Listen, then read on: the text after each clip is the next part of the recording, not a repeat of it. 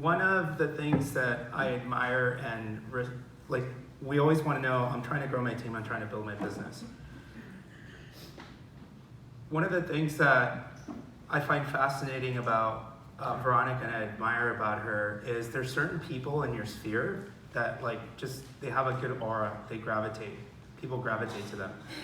How do you build a culture of, like I said, this business is challenging, it's a roller coaster.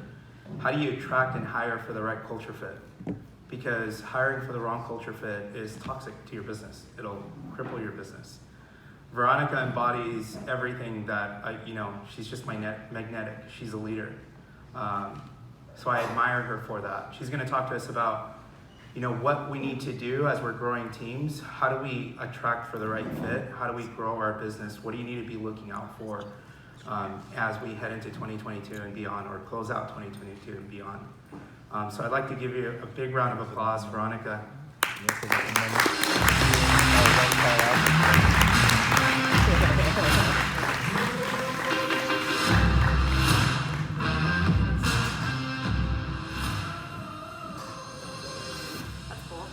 Hi, good morning everyone.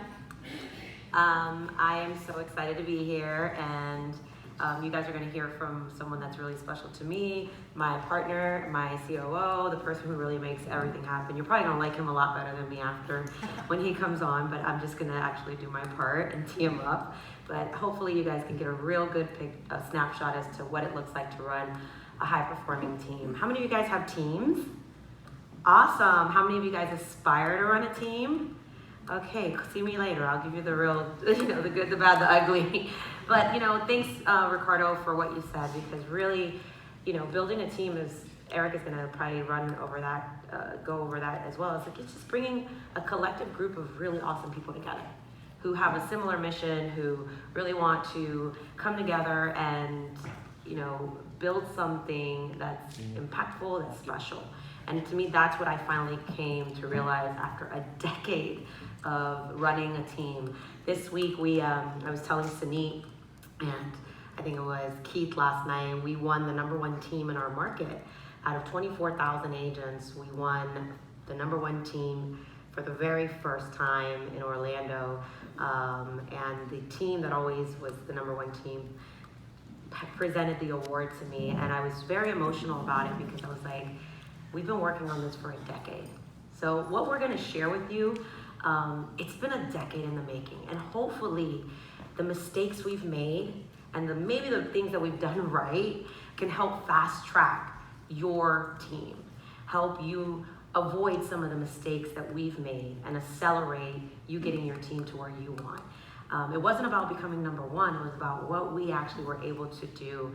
I sent a message to the agent who kind of presented the award to me, and I said, this means so much more to me than just, the award. It was what we've become, who we've become along the way, the growth in leadership, the growth in developing people, and staying consistent even when things got hard. She's a good friend of mine, and we've actually been in the same market for a long time, and we've always inspired each other. So I challenge you today to not look at other people's business that are maybe ahead of you as a competitor, or judge yourself, or perhaps think you're not where you want to be at. I want you to run your own race. I want you to be excited about the opportunity to grow and to learn from others and to fall in love with the journey. Who will you become as you build this team? That's what I'm most proud of. And I'm gonna run through some slides really quick because I've got a rapid fire, because the real meat and potatoes is gonna come from Eric. But I want you to see where it all started and how it's just grown because of the right people in our world. So tip #1, if you're gonna grow a team, you gotta have really good people around you. It's super important. I have ran a team, and it was a leads team. It was all about, dialing for dollars. It was all about production. But when you have the wrong people on the bus, you find yourself in a rat race and things just won't work. But when you can finally get to the point where you know the type of team you want to build, and that you really are committed to gathering a group of people together who are aligned in core values, in principles, and just bring good energy, anything's possible. And what you're about to see is what I call my dream team, my leadership team, who not everyone is here, but I want to give them a shout out because this wouldn't be possible. Eric is our COO. Technically, he runs the team. He tells me what to do every day. And I want that because he holds me accountable. And you're going to hear me talk a little bit about accountability. Jenny Berger is our VP of marketing and strategy. She'll be taking on some new roles in the near future. Chase Green is our director of agent growth. He was 18 years old when he started on my team. He's 26. He just got engaged. He bought a Tesla. He bought a house. You'll see a theme. You really get involved with your people. So another tip for you is if you're growing people, get involved in their goals and their dreams and what's important to them. I'm so proud of him being on our team for now, 6-7 years. That's like dog years. Like in real estate, to have someone on your team longer than a year or two, I mean, it's like, whoa. Harold, actually, he holds the title of the longest standing team member. He's been with us 13 years. He has seen every iteration of our team, the good, the bad, the ugly. I fired him, he's fired me at least 10 times, but we just can't get away from each other. So he can truly tell you every phase of our team. But it says something about, the culture that you've built, that someone stays with you that long. And forgiveness has actually been one of our core values. When you hear from Chep, he'll probably say something about teams and dysfunction, and it's like a family, right? You're not always perfect, but you come together and you push each other to be better. Isis is our director of, she actually is not our director of ops anymore now. She's our pretty much executive to Eric and I, helps us keep us on track now. Amber is our onboarding specialist, and Josh is our lead ISA. So it takes a really great team to help run the type of operation that we run. Last year we sold a little over 2,100 homes. It was not easy. It was really hard. And we can talk all about last year and hold that title and talk about how great we are. But the truth is, this year, we're not going to sell 2,100 homes. And the challenge that we had last year was the honest truth of how are we going to continue to grow and bring in the amount of revenue that we brought in last year. And we had an honest conversation with ourselves and we said, oh shit. We were Zillow Offers preferred broker partner in Orlando, and we weren't just guaranteed to sell a lot of homes last year. But the challenge is, how do you come out of that and not feel like a failure? How do you come out of that and not say, what am I going to do now that the pressure's on, that we did all of that, and now that acquisition account is gone? We're going to share what we're doing to market-proof our business, so we're never in the same position of being too dependent on one lead source. Okay, I'm the first one to tell you, I'm very vulnerable, and I'll tell it like it is. We had an oh shit moment.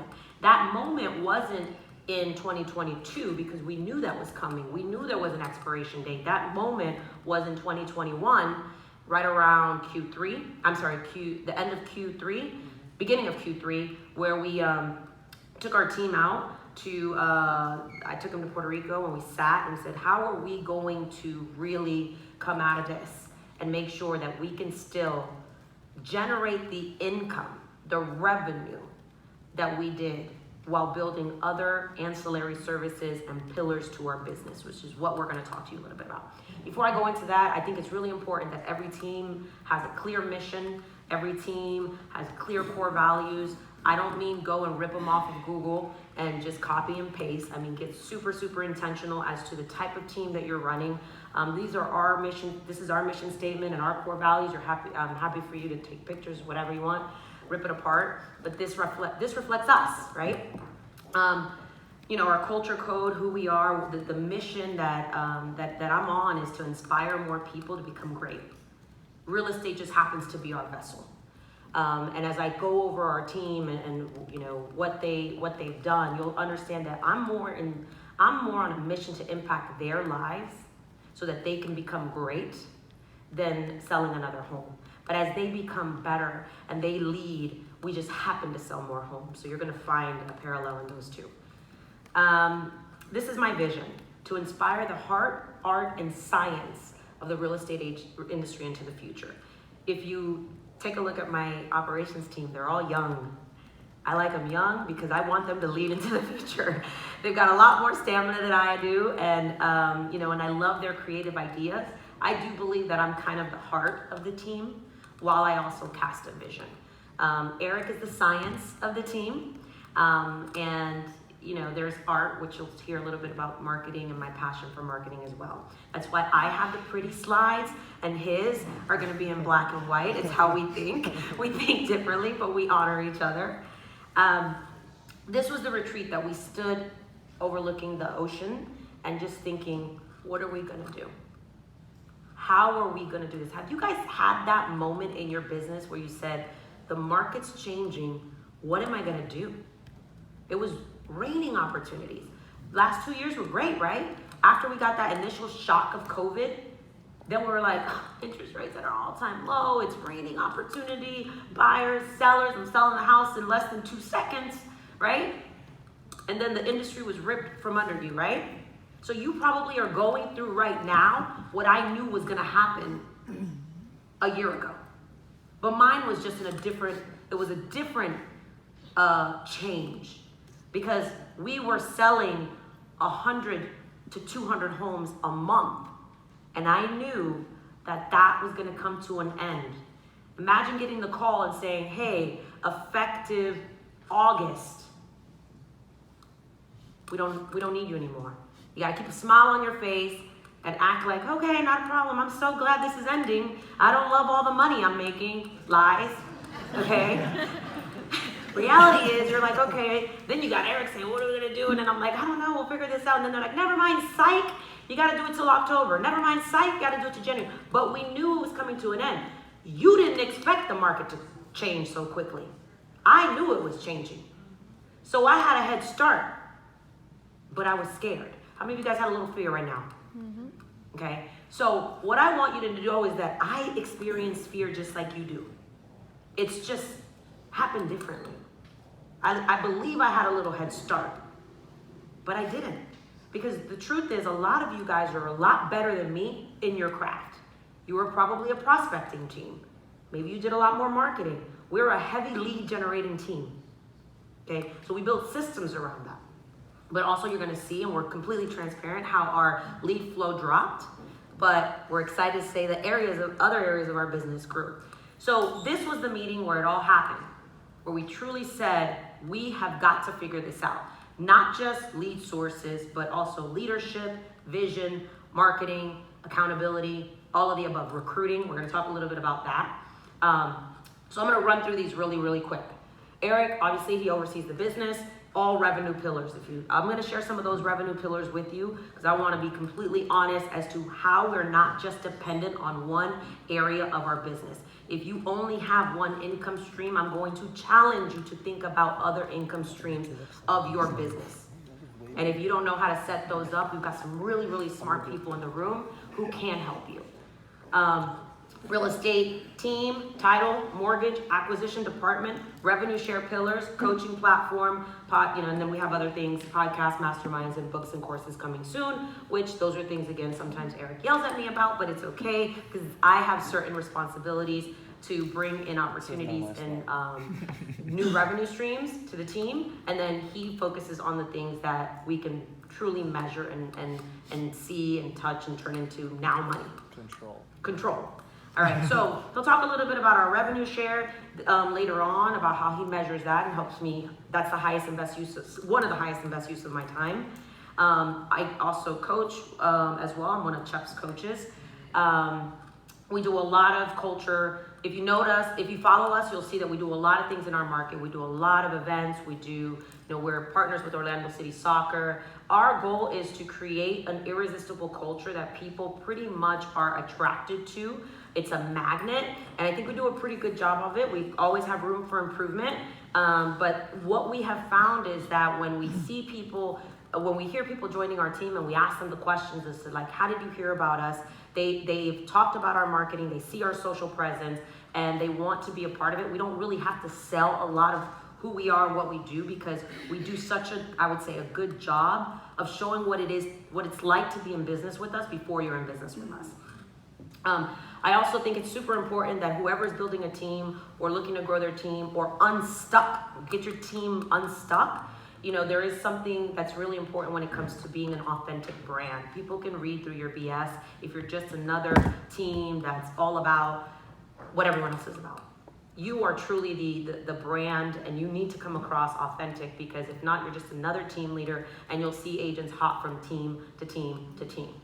I want to be in business with people who truly are attracted to our authentic brand.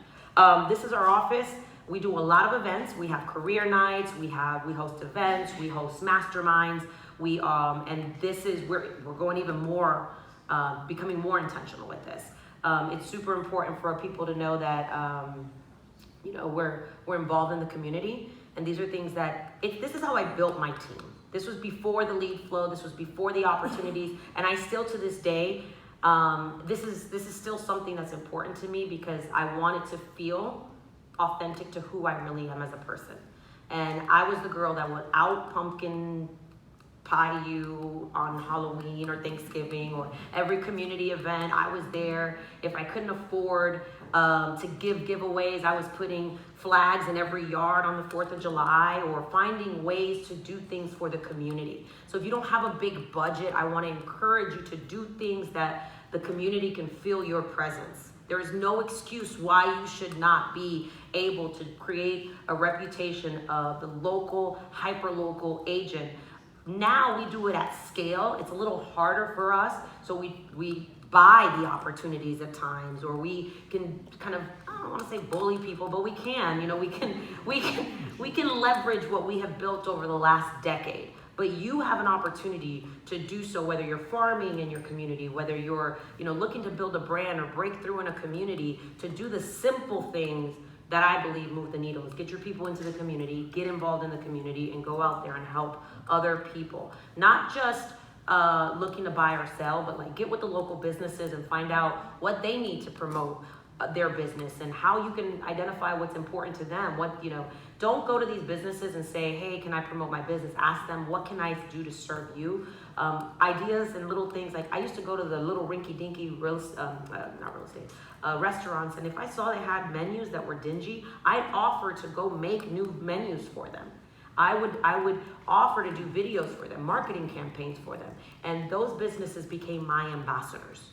And that's how we started building that omnipresence, and what I would call, actually, Eric grew up in the town where I was the real estate lady. The Remax lady. He remembers me as the Remax lady, and now he's part of my leadership team. So he gets to tell that story. I'm gonna run through this. We do a lot of events. I'm gonna actually give you a QR code, I think, where you can actually see our events management. So the things that we do, so you can create remarkable experiences. If anybody comes to work for us, one thing that they're not gonna be shocked about is that we're a fun environment. We love to just do things that are corny, and as you can see, some of these pictures reflect our competitive spirit as well. So we like to have fun, we like to win, we like to give back.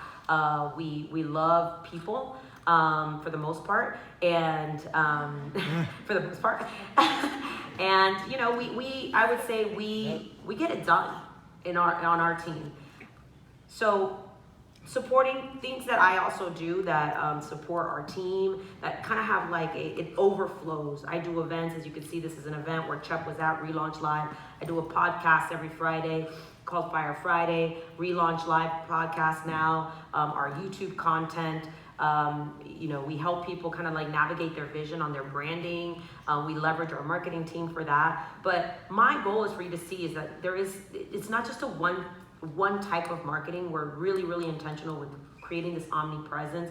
And I've always said this, when I was selling real estate in Avalon Park, which is where I first started, I was the lady who, you saw my signs in the yard. You also saw me online. You also saw me in the nail salon, in the restaurant, and I would say this thing: I simply want people to see me in their sleep. Okay? So if you have seen us, I'm applying that same principle in what we do today across hopefully now the country, because we have a bigger mission on expansion and some other things. But the goal here is that if they're thinking about selling real estate, if they're thinking about making a move, if they're thinking about something, they've already seen me enough. So that's the same principle I applied from when I was an agent, selling 100 homes a year by myself, to then building a team, that eventually sold 2,000 homes. I still want everyone to be able to see us when they're online, in their yards, at the events, but also in their sleep. So I want people to see you in their sleep, okay? I see her in my sleep. He's in his sleep. So here's a little free accountability tool on the events that we do. If you want to scan that, it's my gift to you guys. It'll just talk a little bit about the social posts, the things that we do in our events, onboarding, branding, all of the above. It's free for you to take. I promise we won't spam you. It's just a downloadable tool. Okay. I want to introduce you briefly to what each person does. So because this is Eric's team. Technically, it's the FIG team, but this is when he came on board with me. I promised him that I would give him autonomy and the ability to build the dream team. But I had to cast the vision. This is someone, again, who believed in my vision, but I also had to cast a vision that we were going to create something special together. So Chase Green started off as an agent on our team, is now our director of agent growth. His job is to maximize agent production and potential. He's just a brilliant young man, and I'm super excited for his future. The things that he does: integrate a vision, simplify, these are his words, right? He loves fancy words. Receive commitment, intense accountability and rewarding. He's really, really fun, and he treats our agents, like a partner, like a true partnership. He's focused on habits. He's super disciplined and repeat, rinse and repeat. We do this over and over and over again. He's fell in love with the art of boredom. Okay, it is the same thing over and over again. We don't have to switch it up because it's the consistent habits that we have found are really, really important for our team to be successful. Accountability, daily activities. These are the things that, again, this is Chase's slide, right? The things he does with the agents, power hour, dialing, generating appointments. He's the one also who changes the shifts, and if an agent isn't doing what they're supposed to be doing or not performing, Eric will talk a little bit about like maybe our Slack integrations and the channels that we have. We have a channel for ISA leads distribution. If you've taken too much of it, he's the one who monitors that and makes sure that you're on and off. And then you go into the overflow channels. And, Chase is really, really involved in the day-to-day operation. And it's because Eric has given him a platform to lead, and Eric holds him accountable. And you're going to hear how many times I say the word accountability. If you're running a team and you do not know, if you're not holding your team accountable and you're not measuring, I promise you there's room for improvement. He makes, like I said, everything fun. So this is Melissa Maggio. She's holding up some weights, and Steve is probably like over there saying, wow, she's lifting more than he can. This is our Flex account. So we're a Zillow Flex partner. Maybe a couple of you know what that is. If you don't know what Zillow Flex is, it's just basically a partnership with Zillow. They get paid when we get paid, so they measure us at a high level, high accountability on our end. So Chase recognizes our agents when they're performing well in our database. Shout out to Follow Up Boss. We got a Follow Up Boss screenshot there. They didn't pay me to say that, but I'm gonna give them a plug. Everything lives in the database. Everything lives in the database. Eric, 2 days ago, he was hot and heavy because something wasn't happening in the database. He's like, no one can pass, no one can sneak through anything. Everything happens in the database. We live in it and we reward in it. We have fun in it as well. Because that is what we know we can control, the habits. And that is what gets our agents the opportunity to be in the Slack channels, have the opportunities for the, let's say, hot leads, good leads, whatever you might call them. Also, what I love about Chase is that he makes even when we're cutting people fun. He has a chop report he sends to us every week as to who is not meeting our standards, our accountability, who's not a good fit. He measures 4 things, 4 C's: culture, commitment, conversion, and compliance. These are the 4 things that he reviews every single week, and he presents to Eric as to why an agent should be put on a personal improvement plan, or if it's time for us to free up their future. And by and by the time we free up their future, what's ironic is that they know. It's not a secret. We have the conversation with them and it's like, yeah, I know, because we've given them enough time to get it right. We've had enough coaching conversations with them of like, hey, what's going on? How can we help you? What does accountability look like for you? How would you like me to hold you accountable? Chase does a really good job. I remember once he called me and he says, Veronica, I don't know if I can do this. This lady's talking to me about her hormones and her emotions and like her monthly cycle. He's like, I don't know if I'm cut out for this, because he's like, leading people is hard. It's not always easy. And I said, Chase, and he now he says this like a broken record. I didn't make this up. I just follow Chef's plan. We don't manage people, we manage policy. That's right. Okay? We don't manage people. So it could be whatever her hormones are going through. I get that. How long has that been happening? So my point is this. What I love about Chase is his consistency and how we create an environment where agents truly do have an opportunity to grow and succeed, and things happen, but he's consistent with these 4 pillars, and he now knows I'm not managing people. I'm simply managing the process and the policies that have been placed by the standards of this team. Does that make sense? Yeah. Okay. All right, so recruiting, everyone is technically a big part of our recruiting because, we contribute, but I pretty much, together with Chase and Patricia, I own recruiting to a certain extent, but Chase does a really good job of videos, of, value add videos for our agents. For agents who are thinking about making a move, the videos that we send, and it's working. We'll share a little bit about our recruiting strategies in a little bit. Harold, again, he's been the longest standing agent on our team. He runs our Flex account. He's had many, many roles on our team. Started off as an agent, a great agent, one of the best agents I've ever had the pleasure of working with, but he also wanted a pathway to growth. And the things that he does, he oversees our Flex team, additional training as well, agent development, comps, onboarding, CMA training for our listing agents. And he's just amazing. Also is excited. This is the guy that on a Saturday will go out there and do a mock open house with our agents and get them excited, put out signs for him. Our leadership team is no one is bigger than anyone else. They're all willing to roll their sleeves up and go out there and help our agents. He monitors our day-to-day activities, sets goals for our IPAs and our agents. He checks the CRM. He is a Nazi when it comes to our call listening, and he works with our growth advisors to make sure that the agents are saying the right things. How can he coach them up? What are the things that they should be doing? One-on-one with the agents. He's just a unicorn. He's amazing, and I will say that I've enjoyed watching him develop as a leader. Is that my cue to? No? Okay, keep going. Okay, can I keep on going, guys? All right, so, and again, this is what I want you also to know is these leaders that I'm highlighting here make up what we're doing as a team. They're all seeking growth. I'll never forget when Harold called me, he says, hey, listen, Eric has 2 coaches, you have a coach, Chase has a coach, everybody has a coach, I want you to coach me. And he's like, but I can't afford you. He said, but I still want you to coach me. And he says, and I want you to treat me like one of your coaching clients. And I want you to hold me accountable. And I want you to apply more pressure on me. Leaders seek accountability. And that's why I love this team. And I love our leadership team. And that's why when they're talking to agents, they can tell who's going to be an agent who's going to thrive and who's going to be an agent that's a red flag. Usually it's the agent who seeks accountability, is working in their database well, who wants more, who asks the right questions, who's willing to make some mistakes, but learn along the way. And I think Chase and Harold do a really great job of representing that. They're not just saying it.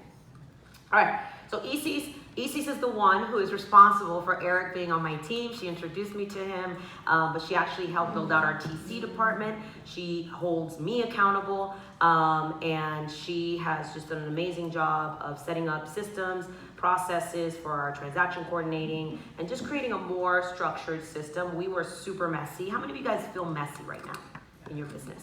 That was me.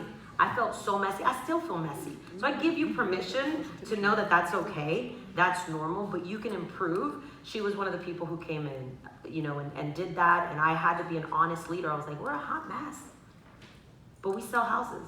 Okay. But if we could get to the next level, we would never have been able to break through 400, 500 homes without having an honest conversation that our foundation was a little rocky.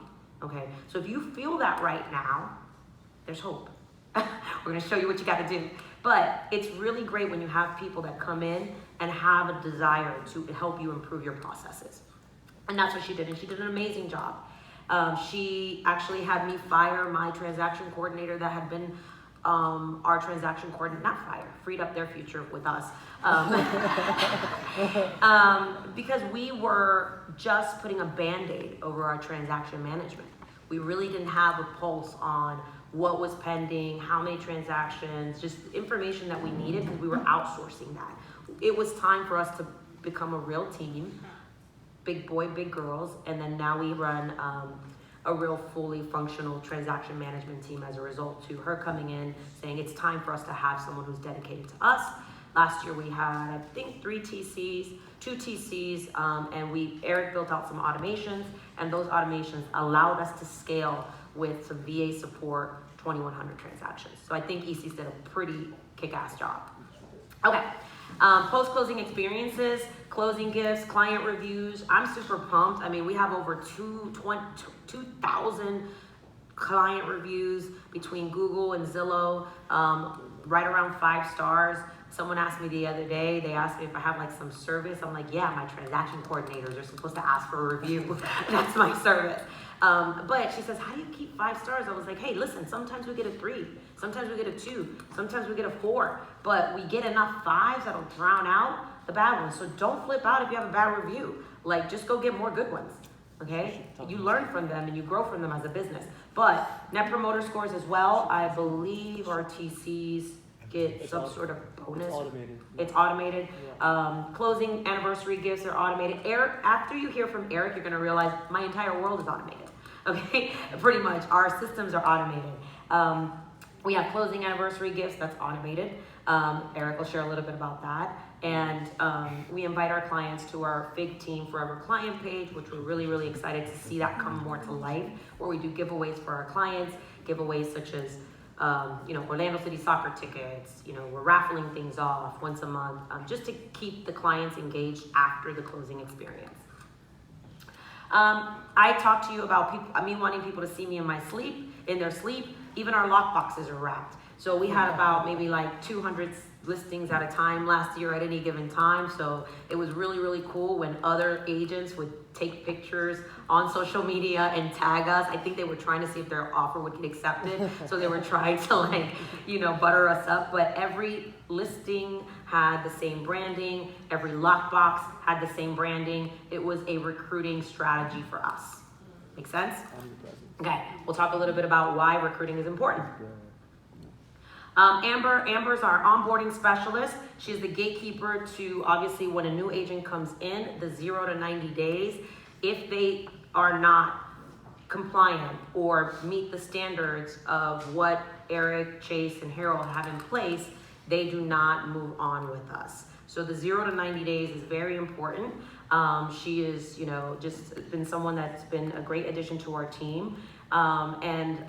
These agents, the expectation that we are a true team of performance has been made clear from day one. It's hard because you like people sometimes and you believe in them and you want to keep them, but the habits and the database, they don't lie, okay? The truth is in their database. The truth is in their calendar, and the truth is in their habits. So if you're building a team, I ask you to think about the type of team, the type of habits that you have. You're gonna hear me say, we gotta be a little bit more flexible than we were a year ago, okay? The standards that we had a year ago, I'm willing to be a little bit more flexible because of the market that we're in.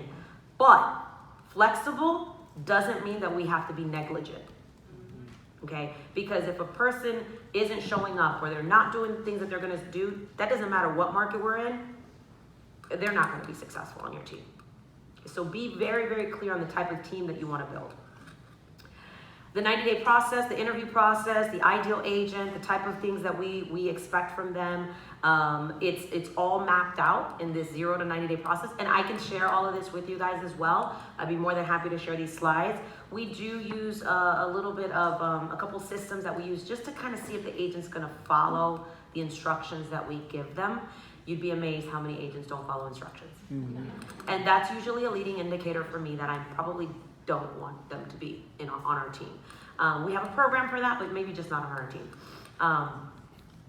The interview process, again, I have heard from many people, they don't like this type of friction. I get it. You know, maybe someone says, no, I want them all. We don't. We want them all, but we don't want them all. And it's just kind of like something I struggle with because I'm like, eliminate any friction. We'll take them all. But the omnipresence that we've created in our market, we have a high influx of agents that are interested in being on our team. And just we have to have some sort, for at least for us, some type of criteria. Again, something that we're willing to be a little bit more flexible on now in today's market, because I have a personal goal of having 150 agents before Q2 of next year on our team. So we are willing to be flexible with some of these things. But doggone it, I just feel like if they can't pass this process, can they write a contract? You know, I just have this belief. I just need someone to prove me wrong. All right? Would you guys agree with that? Like, all I'm asking you to do is send a freaking video. And if I want you to send videos to my clients and you won't send me one and I'm the one that has all these opportunities, how do I know you're going to do what you're supposed to do? Well, this is a nice little buffer. But again, I'm learning every single day. It's every day I'm saying, okay, this might work. I'm testing this. It's working. We may have to shift. But this is what we do today. 90-day process, again, first 2 weeks, what they're expected to do, how we roll them all through this process is pretty consistent. We're people first, so we get that people are different and, you might have to adjust some things based on the person that you're in front of. But for the most part, we don't waver on these things. And for those of you, again, who are taking pictures, thank you so much. Makes me feel special. I will also make sure that Grant sends you out these slides.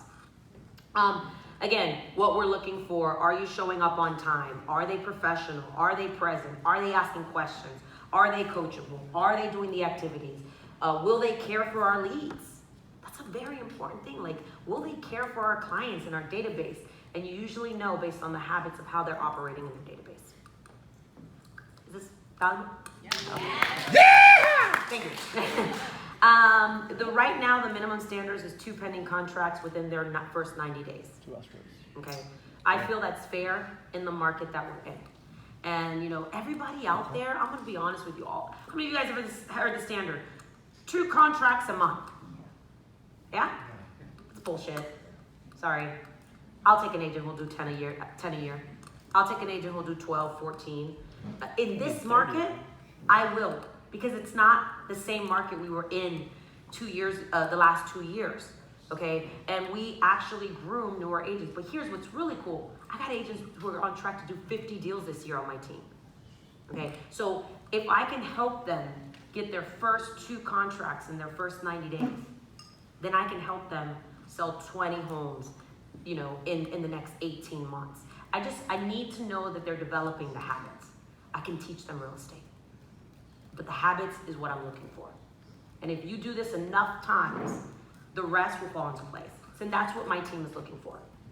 All right, vision for next year. We're not on track, but my vision is 15 to 20 agents onboarding a month. I know that seems like a lot. You're gonna hear from one of the best recruiting coaches in the world, if not the best recruiting coaches in the world, who will talk to you about why you can't sit back and be like, oh my goodness, we're gonna hold on recruiting until we figure our operations out, until we get everything fixed. Chep will coach you on all of that. I'm not gonna say anything that I think you need to hear from him, but here's what I know. 2 months, we went with 0 in an onboarding class and 2, but 1 month it was 0, and the next month was 2. I flipped shit. Okay, sorry, am I allowed to say that? Because I understand the attrition rate in this business. I also understand that recruiting will solve a lot of your problems. Okay, so for me, it is unacceptable for us to have 0 people in an onboarding. And the excuse that I got, well, we had a big class the last time. Make it bigger. That's my mindset, but I'm also not normal. But I also understand what they meant. But it is unacceptable to have any less, in my opinion, than, 10. But I'll take 5. I'll take 4. I'll take 2. But I can't have 0. Ever. So as you're growing your team, you're gonna learn, hopefully by the end of this day, that recruiting is important. It will be a lifeline of your team. This is Josh. He is our ISA, lead ISA, together with Jasmine. They are awesome. They started off as agents on our team, and we saw a talent, a skill in them, and we knew we wanted to go ISA heavy, ISA first. Eric, when he first started with me, one of the first things he said to me, again, had no experience in real estate, but I put him in some really brilliant rooms, and he was like, I think we need to build an ISA team, a real ISA team. The first ISA that I had was my son, and we fired him, by the way. So Eric, Eric actually said to me, no. And actually, my son is really good on the phones, but it's the habits that we identified were not aligned with our core values. And when you build a team and you have a real, true leadership team, you have to be honest with yourself when people are not performing, because that is truly the culture that you have. Your culture is defined by the weakest link on your team. So my son, very talented, very skilled, was not performing. Josh was on our team. By then, Josh had already been with us for a few years, has stepped up to be a leader. He became our lead ISA, and he focuses on quality assurance, client nurture, follow-up. He's amazing. Our ISA team, I think we now have 6 ISAs, and Eric will talk a little bit more about that. Again, they're looking to give a quality experience to our clients. Our ISAs are not like your typical ISAs where people treat like the bottom feeders or the lower tier of your team. Ours are like the heartbeat of our team. They are so important to us.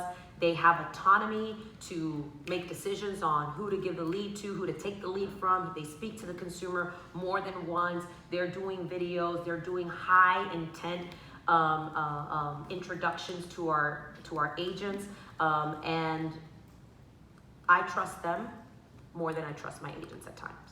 For sure. We have a lot of leads in our database. And when we were agent first and an agent would leave, it was a nightmare for our ISAs to then have to go through that and decide, how do we handle this? Where when they're involved in the relationship from the beginning, it makes it a lot easier for us to come in and have that relationship and conversation with the client. And if the agent leaves, Figueroa team heartbeat is through the ISAs who can protect that relationship. They also work with our vendors and our partners, such as our lenders and also now our title company. They've been able to help us really kick off our mortgage relationship and generate revenue in our mortgage pillar, as well as our title with our listing partners. So Eric will talk a little bit more about that. Our vision for the ISA model is to be the primary sales model, to leverage our systems, processes, and to continue to scale. As we start thinking about going into other markets and expanding, which is our next vision for our team, as we kind of set our eyes out on new opportunities, our ISAs will also be a part of that growth. These are some of the, I'll skim through this really quickly. We use Follow Up Boss again for everything, Slack channel on how we distribute the leads. Eric's done a really great job on the automation of that. You can see here, it's really small, but it says appointment time, region, timeline for purchasing, financing, language, preferred language, because we are a bilingual team. Sometimes we need to know, se habla español, which agent is the best agent, address, lead source, who's the IPA, and then the agents have the ability to claim the appointment. Golden tips to maximize conversion. Again, we use ALM. LP Mom obviously is old school, but we still use it whenever we need it. And the biggest thing is group chats with video intros to our agents to make sure that we can put a face to the name with our ISAs, IPAs, again, Inside Performance Advisors. And the fact that Josh does it with a smile and leads by example, it's like our agents know, man, I gotta step it up, because this guy, is just a superstar, and it actually, to me, inspires our agents to become better agents. Our ISAs, to me, are so good that they inspire our agents to level up. All right, so they measure everything. Eric looks at everything, and again, he'll be able to go over that in a second. But I believe truly that our team will continue to sell well over 800 to 1,000 homes because of our ISAs, because of how we've structured this to where our ISAs protect our business. So I think as a team leader, I would ask you, who's protecting your business? Who's protecting your database? Who's protecting your culture? Who's protecting your standards? Because what you don't measure, it'll fall through the cracks and then you'll find yourself losing a lot of money. And that's the type of business I ran before I dreamt of this dream team. And I remember Eric meeting him and I said, I need someone on my team that is equally obsessed with data as I am with people and real estate. And I knew that it wasn't me. So I challenge you, like, who is that person that you can trust or that's measuring? And if it's you, it's okay. Just really get honest with yourself. Are you measuring the activities in your database? Are you clear on your marketing strategy? Are you clear on your recruiting strategy? And who do you have helping you protect your business? I am proud to say that I have a really great group. Again, a few things that our ISAs or IPAs do: 100 outbound calls daily, 3 qualified appointments. Is this still the same? Yes. Yeah, 3 qualified appointments, strive for 5 daily, speed to lead, respond in less than 5 minutes, 2 hours of outbound dialing, 40 qualified med appointments with a 15% conversion to qualify for bonuses. So they can unlock additional tiers as an ISA on our team if they get their 40 med appointments. And let me just tell you, they are monsters. They pretty much hit their bonuses every month. I believe, Eric, you have them on track each to be responsible for about 72 contracts. 72 closings a year. 72 closings a year for each IPA. So our IPAs, technically, ISAs are a profit center for us. Very profitable. And in the great words of John Cheplack, accountability is the highest form of love. We hold them accountable, they hold us accountable, and our clients hold us accountable. Thank you for allowing me the opportunity to kind of share a little bit of my world and the vision that I had, but the true person who brings it all together and who has helped me over the last 2 to 2.5 years become a better leader, become a better person, is those individuals behind that you saw on the screen, but also my COO that I'm honored to introduce and have you guys learn from, Eric Perez. I don't know if we have his slides ready, but we definitely... Anybody have questions for me before Eric comes up? No? Okay. There will be a Q&A section later. Round of applause for Veronica. We'll bring Eric up and we'll go back to Q&A.